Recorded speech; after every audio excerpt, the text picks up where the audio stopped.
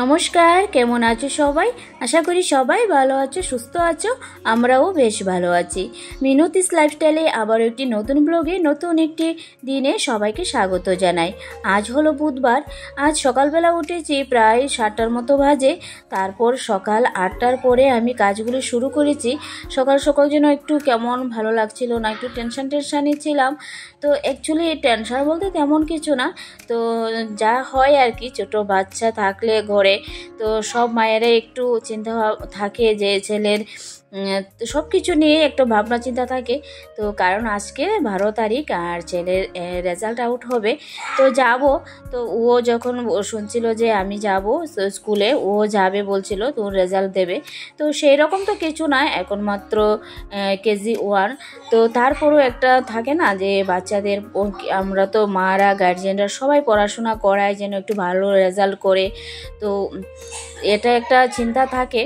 তো যাই হোক, আমার সেই রকম কোনো চিন্তা না, কারণ এখন তো কোনো কিছু না, কোনো বোর্ড এক্সাম নয়, জাস্ট ওদের এখন শেখার অভ্যাস। তো শেখার অভ্যাসটাই আমরা কতটা পারি, তো সেটাই হলো অ্যানুয়াল এক্সামের দেখার। তো কতটা ওকে শিখিয়েছি, কতটা ও পেরেছে। তো যাই হোক, এখন যেহেতু কম্পিটিশনের যুগ, তো সব কিছুই সত্যি আমাদের মাথায় রেখেই বাচ্চাদেরকে এগিয়ে নিয়ে যেতে হয়। তো আমি কিন্তু এর সময়ের মধ্যে সব কাজই করার চেষ্টা করি, তারপর ছেলেকে সময় দেওয়া। যেহেতু আমি বাইরের কাজেও ইনভলভ আছি, এটা আমার হয়তো ক্যামেরার বাইরেই থাকে, সেটা আর তোমাদের সঙ্গে শেয়ার করি না। যতটা পারি আমি কিন্তু ওকে সময় দিই। তো এই যে সকাল থেকে উঠে কিন্তু একে একে সমস্ত কাজই আমি করে নিয়ে তারপর যাব হচ্ছে ছেলের স্কুলে। তো ছেলের স্কুলে গিয়ে তো সত্যি খুব এক্সাইটেড হয়ে গিয়েছিলাম, আর গিয়ে রেজাল্ট দেখেও খুব ভালো লাগছিল। আর রেজাল্টটা অবশ্যই তোমাদের সঙ্গে শেয়ার করব। তো এদিকে সমস্ত রান্নাবান্নার আয়োজন হয়ে গেছে, টিফিন খাওয়া কমপ্লিট করেছিল। চিংড়ি মাছ, আর মাছ তো আমাদের ঘরের সামনেই আসে, তো মাছটা আমি এখান থেকে নিয়ে আসি। আর প্রায় দিনই কিন্তু আমি বিকেলবেলা বাজারে যাই, বাজার করি, তো এইগুলি আর তোমাদের সঙ্গে শেয়ার করি না।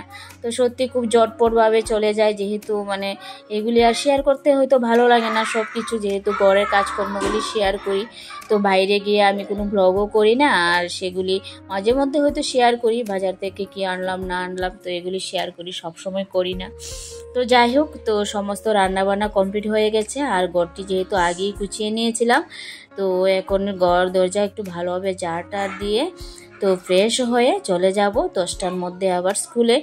তো সমস্ত কাজই আমার হয়ে গেছে। তো একটা টার্গেট নিয়ে কাজ করলে কি হয় জানো তো, সময়ের কাজ কিন্তু সময়ে করা যায়।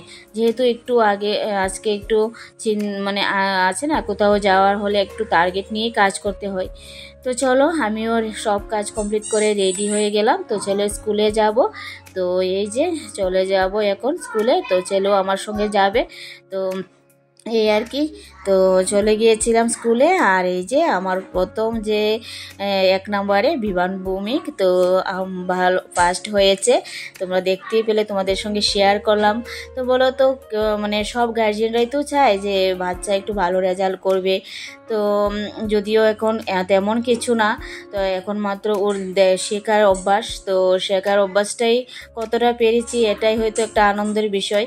তো ওর যে রেজাল্ট যখন দেখলাম ও ক্লাসে ফার্স্ট হয়েছে, তো ভীষণ ভালো লাগলো। মা হয়ে আশীর্বাদ করি ভবিষ্যৎ জীবনটা যেন আরও ভালো হয়, তো এটাই।